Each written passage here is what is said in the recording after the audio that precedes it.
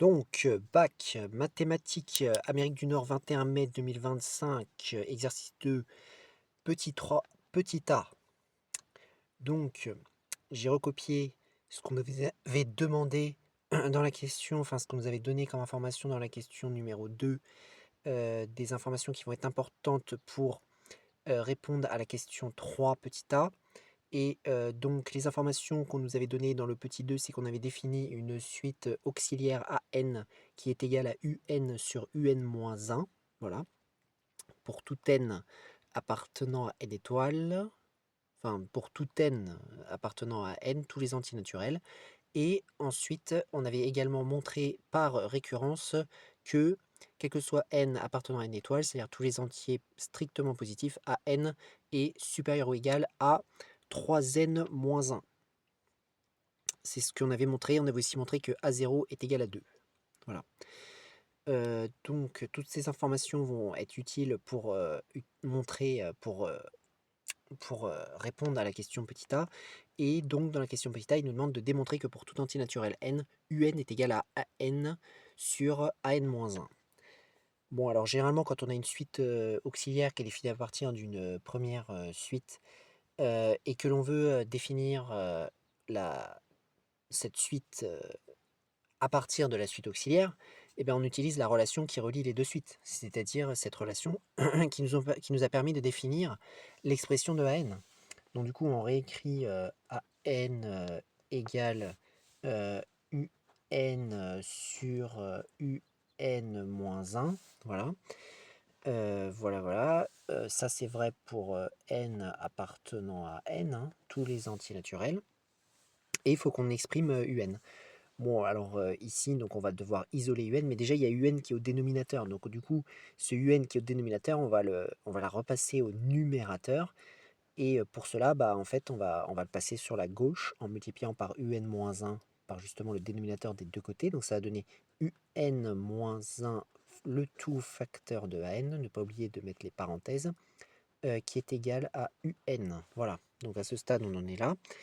Maintenant, nous, notre objectif, c'est de isoler UN. Donc tous les UN, on va devoir les regrouper du même côté. Donc là, il y en a un à gauche, un à droite. Donc on va développer déjà, parce que ce UN qui est là, il est prisonnier dans la parenthèse. Donc on va devoir développer en utilisant la distributivité simple. Donc on va obtenir UN fois AN moins 1 fois n, c'est-à-dire juste AN, est égal toujours à UN. Voilà. Et maintenant, donc, comme j'ai dit, il faut regrouper tous les UN du même côté pour pouvoir l'isoler. Il ne faut plus qu'on ait qu'un seul UN parce qu'on veut l'isoler, ce UN. Donc, du coup, ce UN fois AN, on va le passer sur la droite en soustrayant par UN moins UN AN des deux côtés. Donc, du coup, sur la gauche, il va juste rester moins AN puisqu'on a supprimé celui-là en soustrayant par cette valeur. Et de l'autre côté, on se retrouve avec UN moins UNAN. Voilà, on se retrouve avec ça. Donc là, on les a regroupés du même côté. Maintenant, notre objectif, c'est d'en voir plus qu'un. Là, on en voit deux.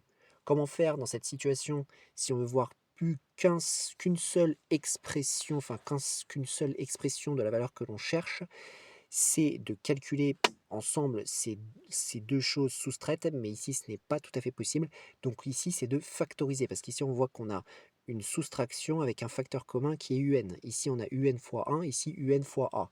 Donc du coup, ça va nous donner toujours moins AN sur la gauche, et sur la droite, on va avoir UN facteur de 1 moins AN. Voilà. Donc voilà, parce que on est bien d'accord que, par exemple, pour essayer, si on développe, on retrouve bien ce qui est là, hein, on est bien d'accord. Voilà, donc maintenant notre objectif, donc là maintenant on voit plus qu'un seul UN, il n'y a plus qu'un seul UN, donc ça c'est bien. Maintenant notre objectif c'est l'isoler. Comment on l'isole? Bah, on retire tout ce qui est avec lui. Donc qu'est-ce qui est avec lui? Bah, ce facteur là, entre parenthèses. Et comment on retire un facteur dans des équations? Eh bien on divise des deux côtés par cette même valeur. Donc du coup on va diviser sur la gauche par 1 moins n et sur la droite par 1 moins an. Donc ça va nous donner moins AN sur 1 moins AN, qui va être égal à UN. Et voilà. D'accord, donc là on a divisé par 1 moins n. Il fallait bien sûr faire attention quand on divise par un nombre qui n'est pas égal à 0. On va justifier car 1 moins AN différent de 0 pour tout n. Pourquoi est-ce que c'est différent de 0 pour tout n? parce que justement j'ai recopié cette expression-là qui était importante qu'on a démontrée par récurrence, que AN est toujours supérieur ou égal à 3n moins 1 pour tout n appartenant à une étoile. Ça veut dire que pour n'importe quelle valeur de n, en fait, appartenant à n étoiles, c'est-à-dire pas égal à 0, il va être obligatoirement différent de 0, parce que 3n-1 est forcément différent de 0. Et ensuite, pour le terme 0, pour le terme de rang 0, à 0, on sait qu'il est égal à 2. Donc du coup, si on fait 1 moins n, il ne sera pas non plus égal à 0. Voilà. Alors après, c'était pas tout à fait l'expression qu'il demandait parce que là, on voit qu'on a AN-1, là on a 1 moins n et on voit qu'on a un moins en haut. Mais en fait, ce qu'on va faire, c'est qu'on va multiplier des deux côtés par moins 1 pour changer les signes et on va voir que ça va donner la même chose. Donc parce qu'en haut, si on multiplie par moins 1, donc ça va faire juste AN. Et en bas, si on multiplie par moins 1, bah, ça va changer tous les signes, ça va donner un moins devant le 1 et un plus devant le n. Donc ça veut dire que ça donnait moins 1 plus AN, c'est-à-dire AN moins 1. Voilà. Qui est égal à UN.